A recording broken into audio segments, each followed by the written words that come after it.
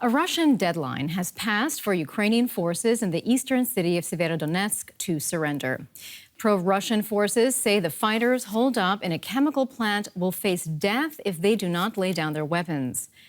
Meanwhile, Russian-backed forces say Ukrainian shelling disrupted plans for a humanitarian corridor. Moscow said it would evacuate hundreds of civilians trapped alongside the fighters in the plant and take them to the Russian-controlled town of Svatovo. With all bridges leading from Severodonetsk destroyed, Ukrainian troops are close to being encircled in the city.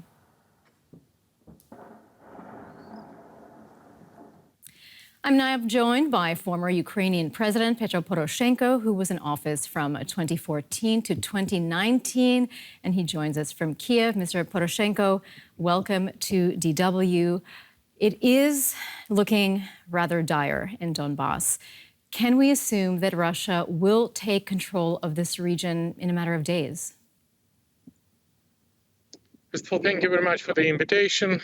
And we hear many times the signal from Russia that they captured all Ukraine within 3 days, which is not happening neither with the 33 or 3 months. And now Putin promised to occupy Donbas at least before 9 of May, before Day of Russia, 12th of June. This is not happening. Situation is extremely difficult. And the concentration of troops there is enormous. But our heroic soldiers is keeping Severodonetsk. We keeping the Azov, not Azov, but Azot chemical plant, and we never surrender. And I just want to remind you, year 2014, when I was elected as a president, Crimea was occupied and Donbas was occupied. And it was Ukraine and me as the Supreme Commander-in-Chief deliberate Mariupol, deliberate Severodonetsk, Lysychansk, and all 2/3 of the occupied Donbas. I'm absolutely confident that it's exactly happened this time. Well, Ukraine, of course, has been asking NATO countries for more weapons in its fight against Russia. Why do you think those weapons deliveries are falling short? First of all, you should understand that the delivering of the weapons is the shortest way to the peace. Because now we have 10 times Russia has more artillery weapons, more howitzer than Ukrainian soldiers. And even in this balance, Ukraine make a counterattack and Ukraine surprised the world by stopping the so-called second biggest army in the world, which is not true. And that's why for the peace, we need 3 things: weapons, weapons, and weapons. And first weapons is the tanks, howitzer, anti-aircraft missiles, jet fighter. Second weapons is embargo and sanction. And third weapons is to deputinize Russia. And today is extremely important day because in Brussels we have a contact group meeting, third meeting, which is named after the very famous now German Rammstein. And we are definitely awaiting not only from our American partners, but from German partners, from other NATO member states, significant increase the effective weapons for the game changer. Because can you imagine that the future of Europe, the future of the world, is depending from 1,000 armed personnel carrier, 500 tanks, 100 jet fighter, or 300 multi-rocket launch system. And this is exactly what we are waiting to be equipped our soldiers, because we don't need NATO soldiers on Ukrainian soil. Please help us to save Europe. Help us to do your job. And this is my appeal to the German government. Be shoulder to shoulder with us. And this is the vital for the future of Europe.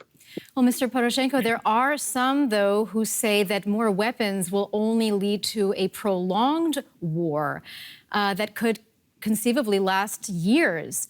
Do you think that's worth it? Would Ukraine perhaps be willing to agree to some sort of deal with Russia to give up some territory in exchange for a ceasefire? Or do you think the country is prepared to fight for years? We prepared to win the war. And I'm absolutely confident that the democracy must be protected. And this is just a paradox. When we have more weapons to Ukraine, this is the way to peace. More weapons to Russia, this is the way to the complete disaster in Europe. Because who knows who would be next? Because Putin thinks that even the Dresden, where he served many years, this is also his land.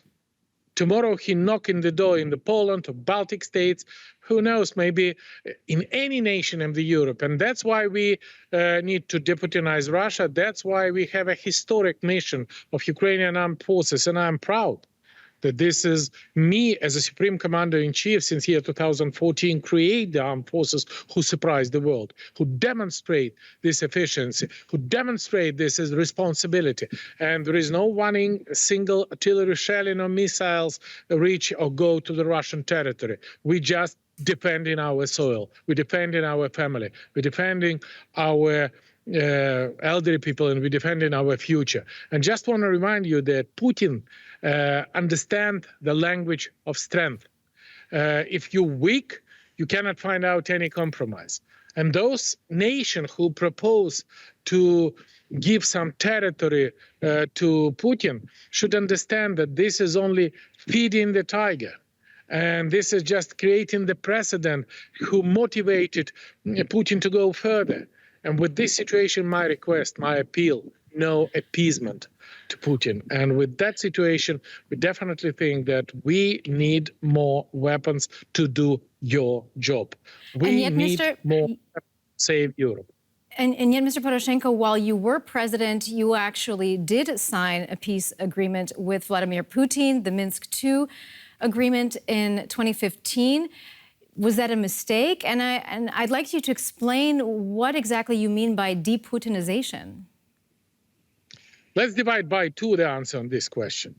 Question number one, we have in Minsk agreement the withdrawal of Russian troops from Ukrainian soil, disarmed of illegal armed formation, withdrawal of heavy artillery and weapons, and together, in general, this is the first letters of the Minsk agreement to renew, to restore Ukrainian sovereignty and territorial integrity in the international recognized border now. And this is just a demonstration that Putin not keeping the words. And the lessons we should learn from this Minsk agreement, please don't trust Putin. And point number two, don't be afraid of Putin. And what is the results of the Minsk agreement? We win 8 years to create the army. We win 8 years to restore economy. We win 8 years to continue the reforms and to move to the European Union. Mr. Poroshenko, sorry, I apologize for. Sorry to interrupt you. I would really like to hear you clarify this term de-Putinization that you used. What exactly do you mean by that? De-Putinization in Europe means that we shouldn't allow Putin or Russia to bribe politicians, to use gas or energy as a weapons against whole Europe, to finance by Russian the mass media, the NGO, and political parties. Putin shouldn't use the democratic institute to ruin Europe. Very simple, very clear. The same, we need to de-Putinize Ukraine, because he tried to do exactly these things in our country. And third, we need to de-Putinize Russia, because Russia should again be a democratic, free, independent country with the basis of the rule of law and everything. Because now Putin deliver or lead Russia to hell. And this, while Putin be in the as a leader of the Russia, the danger for the immediate attack will definitely continue to exist because Putin is existential danger for the whole Europe, existential danger for the whole world, for all of you. Okay. And everybody should understand that. All right, that was former Ukrainian President Petro Poroshenko. Mr. Poroshenko, thank you so much for your time and for sharing your thoughts with us. Thank you. Well, the war in Ukraine is not the same conflict that it was in the beginning. As we've been reporting, the fighting is now focused on the eastern Donbas region, where it's essentially turned into an artillery duel, a slow and costly war of attrition. What Kyiv needs most now, as it keeps saying, are heavy weapons. Now, Ukraine has received about 300 artillery pieces from the West, with more on the way. For example, the M77 howitzer. Around 100 of these have arrived from the United States, and they allow the Ukrainians to shoot farther and in some places even outgun Russian forces. Western allies have also sent more than 40 multiple rocket launchers, and Kyiv is eagerly awaiting the delivery of several of these M270 rocket systems from Britain, which can fire much farther than conventional artillery and also with greater precision. And Germany has also promised to supply rocket launchers along with self-propelled howitzers, anti-aircraft guns, and surface-to-air missile systems. But so far, it has not delivered any of what it promised, to the frustration of Kyiv. And smaller countries have been making very generous contributions. Poland alone has sent more than 230 T-72 tanks. The Czech Republic, more than 61 armored personnel carriers. And 14 fighter jets from Bulgaria are in the skies over Ukraine.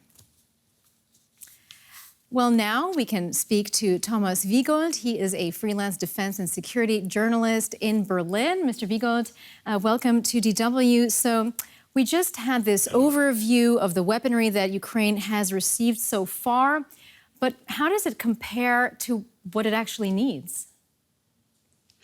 Well, actually, if you look at those MLRS, multiple rocket launchers, there's still a severe need because Russia has a lot of these weapon systems and Ukraine hasn't received any of the modern systems yet.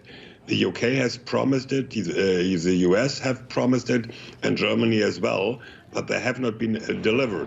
According to the Washington Post, the training of Ukrainian soldiers on these systems is to finish today, which means they will come into service in the coming days, probably in the coming weeks.